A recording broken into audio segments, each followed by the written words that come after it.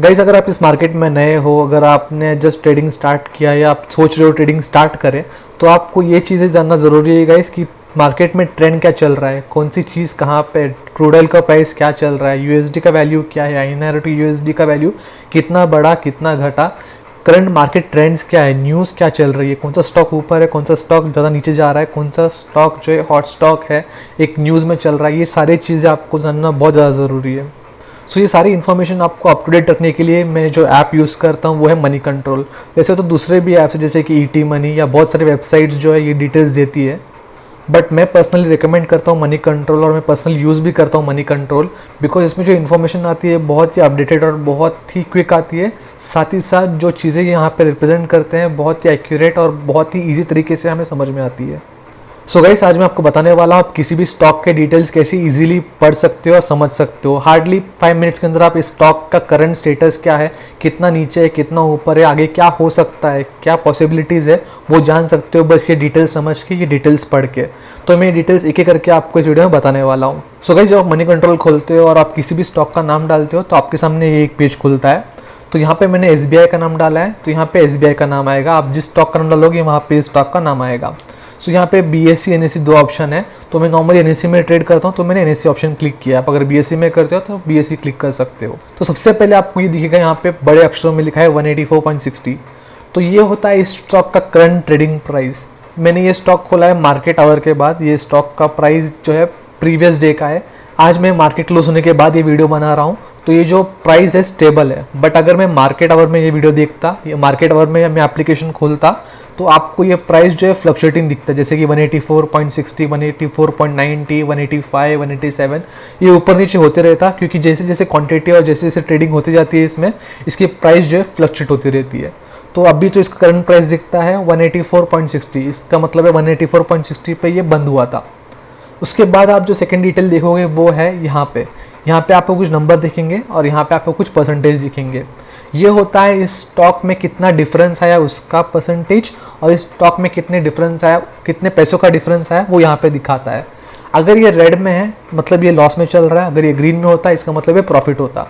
तो अगर मैं डिटेल में बताऊँ तो आप देख रहे हो 0.65, तो 0.65 पैसा रेड है, इसका मतलब 0.65 पैसा कम पड़ रहा है। तो ये स्टॉक पहले बंद हुआ था 185.25 में, तो आज ये बंद हुआ है 184.60।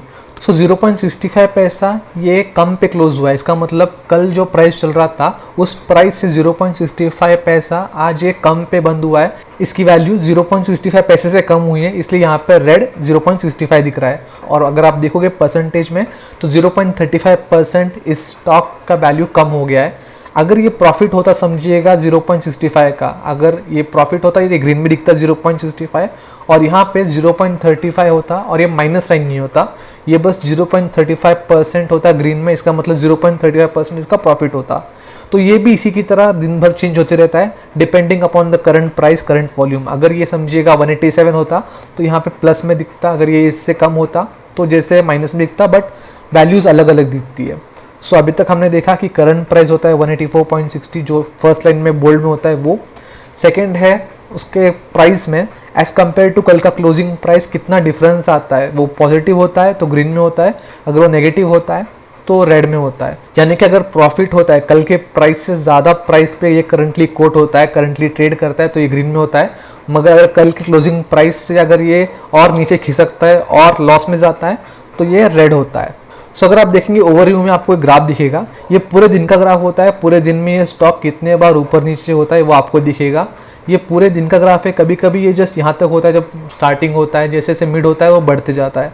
तो ये पूरा ग्राफ दिखेगा आपको स्टार्ट टू एंड। सो एक दिन में ये स्टॉक ने कितने बार ऊपर छलांग मारी, कितने बार ये स्टॉक नीचे आया, नीचे आके भी कितने बार ऊपर गया, और एट लास्ट जो है कितने पे क्लोज हुआ। कभी कभी ये ऐसा भी होता है कि यहाँ पे हमने नीचे चालू किया और ये स्टॉक ऊपर बढ़ता ही गया, तो ये पूरा ग्रीन में होता था। बट इस केस में ऐसा नहीं हुआ, क्योंकि कल के प्राइस से भी कम प्राइस पे ये क्लोज हुआ तो ये नीचे चला गया। सो ये एक दिन का डेटा है। वैसे ही हम 5 दिन का डेटा देख सकते हैं, 1 महीने का देख सकते हैं, 3 महीने का देख सकते हैं, हम 1 साल तक का डेटा जो है देख सकते हैं। तो इसकी बात आता है बिड प्राइस और क्वांटिटी।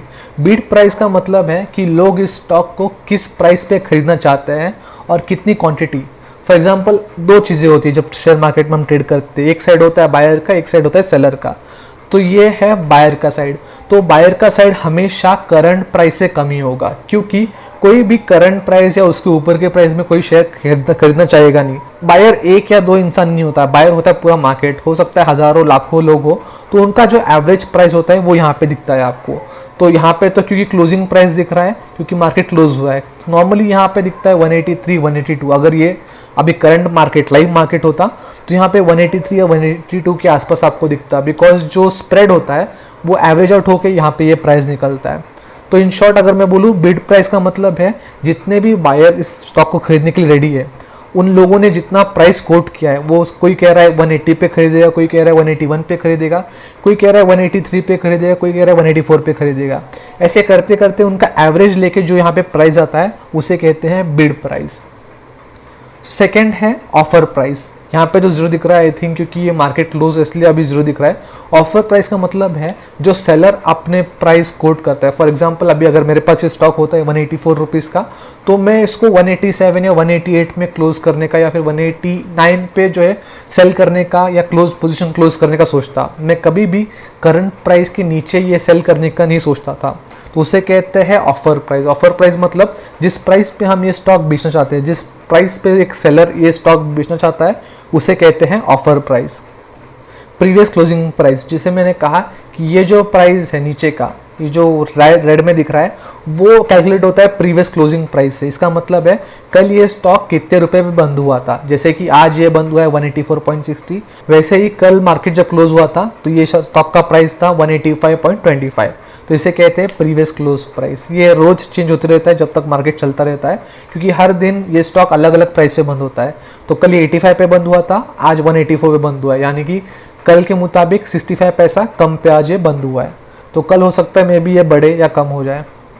सो अगला है ओपन प्राइस। ओपन प्राइस का मतलब है कि सुबह इस स्टॉक का प्राइस क्या था, जब मार्केट शुरू हुआ तो ये स्टॉक कौन से प्राइस पे मार्केट में लिस्ट हुआ, उसे कहते हैं open price. So open price और क्लोज प्राइस में ज़्यादा डिफरेंस होता नहीं है। तो नॉर्मली होता क्या है, जब कोई मार्केट क्लोज होता है तो उसका क्लोज प्राइस ये होता है। सो कुछ लोग पूछते हैं कि इसी प्राइस पे क्यों नहीं ये स्टॉक ओपन हुआ, क्योंकि इसे कहते हैं मार्केट करेक्शन। फॉर एग्जाम्पल जब ये स्टॉक क्लोज हुआ था 185 पे और जब अगले दिन इस स्टॉक का प्राइस था 185, ये मार्केट में ट्रेडिंग होने से पहले ही बहुत सारे लोगों ने ऑर्डर्स डाल दिए थे। तो ऑर्डर्स डालने की वजह से इसमें करेक्शन आ गया, ऑटोमेटिकली इस स्टॉक का प्राइस जो है गैप अप हो गया। जब भी कोई प्राइस क्लोजिंग प्राइस से ऊपर जो है ट्रेड होती है, फॉर एग्जांपल जैसे कि 185 है ये, तो अगले दिन जब ये ट्रेड हुआ तो 3 रुपये ऊपर ट्रेड हुआ था, तो उसे कहते हैं गैप अप। अगर समझिएगा अगले दिन ये 184 को ट्रेड होता सुबह सुबह, तो उसे कहते हैं गैप डाउन।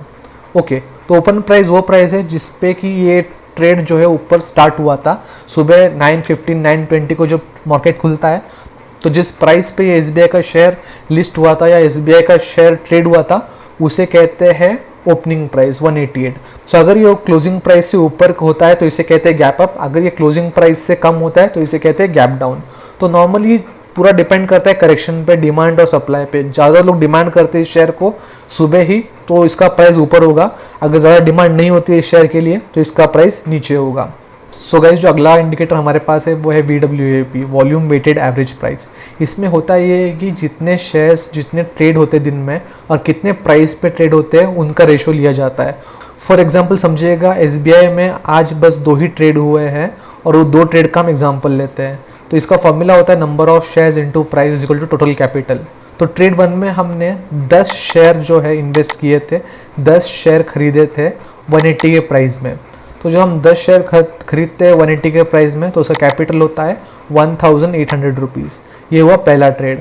दूसरा ट्रेड हुआ जिसमें कि 20 शेयर खरीदे गए थे 150 के कॉस्ट पे, तो उसका टोटल होता है 3000। तो 1800 और 3000 ये 2 कैपिटल इन्वेस्ट किए गए थे टोटल। क्वांटिटी होती है 10 और 20 और प्राइस होता है 180 एंड 150। तो इसका फॉर्मूला होता है VWAP का, टोटल कैपिटल अपॉन क्वांटिटी। तो एक दिन में कितना कैपिटल इस स्टॉक पे इन्वेस्ट हुआ था डिवाइडेड बाय कितनी क्वांटिटी खरीदी गई है। फॉर एग्जांपल यहाँ पे 1800, यहाँ पे 3000, 1800 एंड 3000 ये दोनों हमने लिए यहाँ पे डिवाइडेड बाय कितने क्वांटिटी खरीदी गई थी। तो यहाँ पे 10 और यहाँ पे 20, तो टोटल 30। तो उनका एवरेज आता है 70। ये होता है VWAP। इसके बाद हम आते हैं टुडेज लो एंड हाई। जैसे कि नाम दिख रहा है, आज ये स्टॉक कितना हाई बनाता है और कितना लो बनाता है। जैसे कि आप देखते हैं जब ये स्टॉक ओपन होता है तो 188 पे ओपन होता है, वो इस स्टॉक का हाई था। वहाँ से लुढ़कते लुढ़कते लुढ़कते वो 183 तक आया, वो इसका लो पॉइंट था। तो एक स्टॉक कितना हाई बनाता है एक दिन में, कितना लो बनाता है, वो ये चार्ट और वो एक सिंबल दिखाता है यहाँ पे। तो नॉर्मली होता ये है कि समझिए 12 बजे अगर मैं ये चार्ट देख रहा हूँ और मैं देख रहा हूँ कि करंट प्राइस इस स्टॉक का 188 रुपीज़ है और ये चार्ट ऊपर की तरफ जा रहा है, तो मैं ये स्टॉक प्रेफर नहीं करूँ। कोई भी ये स्टॉक डायरेक्टली प्रेफर नहीं करेगा। समझिए कोई एक पॉजिटिव न्यूज़ है ये, तो हाँ शायद हम खरीद भी लेंगे, बट अगर नॉर्मली ये स्टॉक ऊपर हाई बना रहा है करंट डे का, तो कोई ये स्टॉक प्रेफर नहीं करेगा। क्योंकि होता ये है जब ये ऊपर जाता है तो बहुत सारी पॉसिबिलिटी ये होती है कि ये वहाँ से वापस करेक्ट होकर नीचे आ सकता है। फॉर एग्जांपल यहाँ पे इसने एक छोटा सा लो बनाया था, फिर वो ऊपर गया, लोगों ने खरीदा तो वापस से नीचे आ गया, करते करते वो नीचे ही आते गया। तो ये भी हो सकता है शायद जब ये हाई बनाए तो नेक्स्ट हाई भी बना सकता है। जैसे कि ये अगर जैसे कि मैंने 12 बजे ये स्टॉक देखा तो इसने 188 का हाई बनाया था, हो सकता है ये 192 तक जाए, 195 तक जाए, बट मैं वो पॉसिबिलिटी या चांसेस जो है बहुत कम पकड़ूंगा। लोग नॉर्मली हाई स्टॉक्स जो 52 वीक हाई, जो डे के हाई होते हैं, वो खरीदते नहीं है, वेट करते हैं ताकि वो थोड़ा सा करेक्शन आ जाए और समझ जाए कि ये ट्रेंड नॉर्मल है, तो हम खरीदते हैं, थोड़ा हम इन्वेस्ट करते हैं। तो टुडेज लो एंड हाई मतलब एक दिन में जिस दिन वो ट्रेड हो रहा है उस दिन में कितना उसने हाई बनाया, कितना उसने लो बनाया। एक एक्सट्रीम पॉइंट सबसे कम जो है उसने बनाया 183 का और सबसे हाईएस्ट पॉइंट उसने बनाया 188.60 का। ये हो गया टुडेज लो एंड हाई। उसके बाद होता है 52 week low, 52 week high. 52 week low और हाई का मतलब होता है एक साल। 52 वीक यहाँ पे एक साल दर्शाता है, तो एक साल पे ये स्टॉक जो है कितना नीचे गया था, कितना ऊपर आया था। नॉर्मली जब जानते हैं लोग कि लास्ट मंथ मार्केट बहुत नीचे गया था, तब इस स्टॉक ने 149.45 पैसे का लो बनाया था, लगभग 150 रुपीज़। तो 150 रुपीज़ तक ही नीचे गिरा था उस टाइम पे जब मार्केट बहुत ज़्यादा डाउन था। और अगर इसका हाई देखते हैं तो एक साल का इसका हाई है 373 रुपीज़, मतलब डबल से भी ज़्यादा। तो आप देख सकते हैं कि 373 का इसने हाई बनाया था और 150 का इसने लो बनाया था एक साल के रेंज में। तो हो सकता है ये एक साल का रेंज जो है पूरा ना पकड़े। जैसे कि अगर आप देखते हैं तो 373 इसने 4 महीने, आई थिंक जनवरी या फरवरी के टाइम पे बनाया था हाई, और लो भी उसने उससे अगले महीने ही बना दिया था, बिकॉज ये कोरोना वायरस से क्राइसिस चालू हुए थे तो सारे स्टॉक गिर रहे थे, तो ये भी गिर गया था। तो इसने 149 का लो बना लिया था।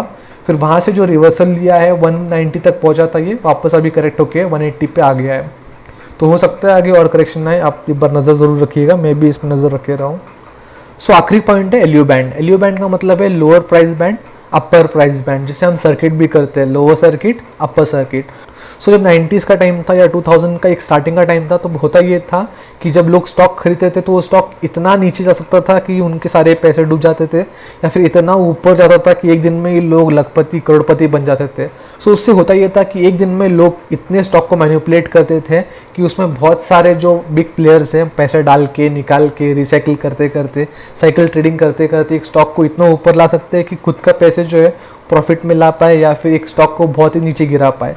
तो उसके लिए सेबी ने ये एक एलयू प्राइस बैंड लाया है, lower and upper circuit price band. इसका मतलब ये है कि एक स्टॉक एक प्राइस के नीचे एक दिन में जा नहीं सकता या एक प्राइस के ऊपर एक दिन के अंदर जा नहीं सकता। फॉर एग्जांपल एसबीआई का जो स्टॉक है जो 184 पे ट्रेड कर रहा है, वो ज़्यादा से ज़्यादा 166 के पास ही जा सकता है, उससे नीचे एक दिन में वो जा नहीं सकता। और अगर ऊपर जाने की बात है तो 203 तक जा सकता है, 203.675 टू बी प्रिसाइज, बट 203.75 के ऊपर जा नहीं सकता क्योंकि वो उसका हाई रेंज है। अगर इन दोनों में से किसी भी एक प्राइस पे अगर करंट प्राइस टच करता है, फॉर एग्जांपल एसबीआई का प्राइस 66.75 पे आता है, तो वहीं पे इस स्टॉक का ट्रेडिंग समाप्त हो जाएगा उस दिन के लिए। जैसे आपको ये लाइन दिख रही है ऊपर नीचे, ये आपको सीधी लाइन दिखेगी, जैसे कि मरने के बाद होता है वैसे ये स्टॉक उस दिन के लिए मर जाएगा। उसमें कोई ट्रेडिंग नहीं हो सकती, ना कोई खरीद सकता है ना कोई बेच सकता है। इसका रीज़न जैसे मैंने पहले कहा वही है कि कोई स्टॉक को मैनिपुलेट ना करे इस हद तक कि इसके प्राइस पूरी तरह जीरो हो जाए या फिर इसकी प्राइस ज़्यादा से ज़्यादा डबल हो जाए, ट्रिपल हो जाए एक ही दिन में। इसके लिए ये लगाया गया है। तो ये बहुत ही इफेक्टिव और बहुत ही सही चीज़ है। तो नॉर्मली होता यह है कि जो लार्ज कैप स्टॉक होते हैं जैसे TCS, SBI, DMart, इनके जो एलयू बैंड होते हैं वो बहुत हाई होते हैं। जैसे कि अभी यहाँ पे देखोगे तो एक 15% का डिफरेंस है, तो उनके यहाँ पे शायद 20%, तक का डिफरेंस हो सकता है। बट जो छोटे स्टॉक हैं, जो रेप्यूटेड स्टॉक नहीं है, या फिर जो स्टॉक में बहुत ज़्यादा सस्पिशियस गेम्स चलते हैं या फिर पेनी स्टॉक्स होते हैं, उनका जो बैंड होता है वो नॉर्मली 5 to 10% होता है। 5% नीचे आने पे ही इस स्टॉक पे एक लोअर सर्किट लग जाता है, जिससे कि उस स्टॉक का ट्रेडिंग उस दिन के लिए ख़त्म हो जाता है। तो यहाँ पे जैसे आपको 0.35% दिख रहा है, अगर यहाँ पे 15% का डिफरेंस आता है पॉजिटिव या नेगेटिव, तो इस स्टॉक में आई बिलीव यहाँ पे ट्रेडिंग रुक जाएगा, क्योंकि 166 इज़ लाइक 15% ऑफ 184। तो ऐसा ही होता है। तो नॉर्मली अगर 5% आता है किसी छोटे स्टॉक में, SBI बड़ा स्टॉक है तो इसके लिए 15% 12% का कैप होता है। सो स्मॉल कैप में नॉर्मली 5% का बिडिंग होता है लोअर और अपर कैप के लिए। सो नॉर्मली ये इसलिए होता है कि इन्वेस्टर जो है उसकी पूंजी एक दिन में ख़त्म ना हो जाए, या एक दिन में कोई लखपति या करोड़पति ना बन जाए बस एक तुक्का मार के या कोई एक फॉल्स ट्रेडिंग करके। क्योंकि होता ये है कि जो बड़े बड़े इन्वेस्टर्स होते हैं, बहुत ही बड़े इन्वेस्टर जो इनके पास करोड़ों पैसे होते हैं, वो इन स्टॉक में पैसे डाल डाल के एक ही दिन में स्टॉक का प्राइस चाहे तो 300 तक ले जा सकते हैं। जैसे कि मैं नाम नहीं लूँगा, बट जिनके पास बेशुमार पैसा है, अगर समझिए उन्होंने ऐसा किया, उन्होंने जस्ट 184 पे ये स्टॉक बाई किया, अगर उन्हें समझिए एक दिन में एक 20 करोड़ 30 करोड़ 50 करोड़ इस स्टॉक में डाल दिए, तो एक ही दिन में ये स्टॉक जो है 300 तक रॉकेट जा सकता है, अगर ये अपर प्राइस बैंड ना हो तो इसीलिए अपर प्राइस बैंड होता है, ताकि एक दिन में कोई एक स्टॉक में मैनिपुलेशन ना ला पाए। तो धीरे धीरे जब मैनिपुलेशन होता है तो सेबी के पास टाइम होता है इस चीज़ को पकड़ने के लिए, संभालने के लिए। बट अगर एक दिन में ही अगर हो जाता है तो कोई इस पर कोई रोक नहीं लगा सकता, कोई कुछ नहीं कर सकता। इसके लिए ये lower and upper price band होता है। तो जब भी आप कोई ऑर्डर डालते हो, जैसे कि सेल ऑर्डर या बाय ऑर्डर, तो आपको ये ध्यान रखना है आपका जो ऑर्डर है ये इसी प्राइस रेंज के बीच में होना चाहिए। फॉर एग्जांपल, आप अगर बाई करना चाहते हो ये स्टॉक, तो आप 160 या 162 रुपीज़ में बाई नहीं कर सकते, आपको 166.75 रुपीज़ के ऊपर में ही ये बाई करना पड़ेगा। आपका जो बाय ऑर्डर है एटलीस्ट एक 166.76 रुपीज़ तो रहना ही पड़ेगा, तभी वो बाय ऑर्डर एक्सेप्ट करेगा, वरना एक्सेप्ट नहीं करेगा। या फिर अगर आपके पास सेल के लिए ऑर्डर पड़ा है, आपके पास ये स्टॉक है, अगर आप सेल करना चाहते हो, तो आपको 20.75 रुपीज़ ही डालने पड़ेंगे सेल के लिए, उसके ऊपर आप जा नहीं सकते। ये मैक्सिमम है, आप चाहो तो उसके नीचे भी सेल कर सकते हो, बट मैक्सिमम मैं कह रहा हूँ आपको मैक्सिमम 203.75 रुपीज़ से आप ऊपर जो है इसको सेल नहीं कर सकते उस दिन। ये आपको सेल करने देगा नहीं, आपको एरर मैसेज आएगा, आपका ट्रेड जो है जाएगा ही नहीं सिस्टम में, और आप ये स्टॉक सेल नहीं कर सकते। ये बहुत ही इंपॉर्टेंट और बहुत ही सही चीज़ है जो सेबी ने यहाँ पे रेगुलेशन लाई है, जिससे कि इन्वेस्टर्स का इंटरेस्ट बना रहता है। आई होप आपको ये वीडियो समझ गई होगी। आपसे अगले हफ्ते फिर मिलूंगा, तब तक के लिए गुड बाय।